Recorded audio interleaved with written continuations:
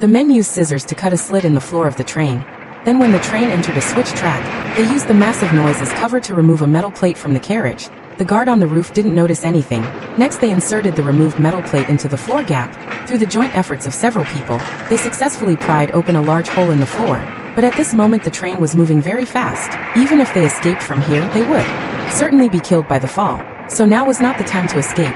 Only when the train was about to enter the station and the speed came down, could they continue their action. Jimmy took the lead and gave everyone a demonstration. He crawled out of the hole, his body slid along the tracks for a distance, then released his hands and landed smoothly. Next everyone followed Jimmy's method, and successfully escaped from the train, safely landing on the ground.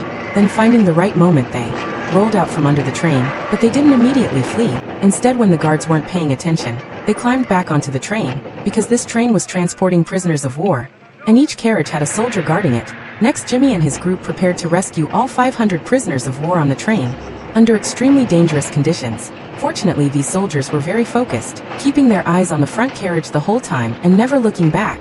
This gave Jimmy a good opportunity for a sneak attack. He quietly climbed behind the soldier and strangled him unconscious with a rope.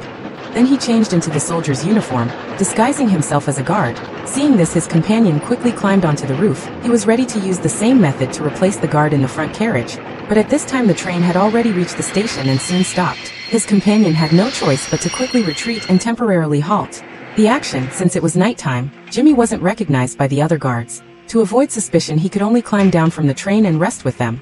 The observant Jimmy noticed that the guards were all resting on the same side of the train, so he quickly had his companion hiding under the train go to the other side of the train and open the last carriage, releasing the prisoners of war inside. In an instant, they had dozens more helpers. His companion led the group onto the roof, then divided them into groups of 2, and at the right moment, they jumped off the train simultaneously, easily subduing the unprepared guards. By the time the officer on the train reacted, Jimmy and his companion had already rushed up with guns. But before they had time to celebrate, they discovered another train approaching from behind.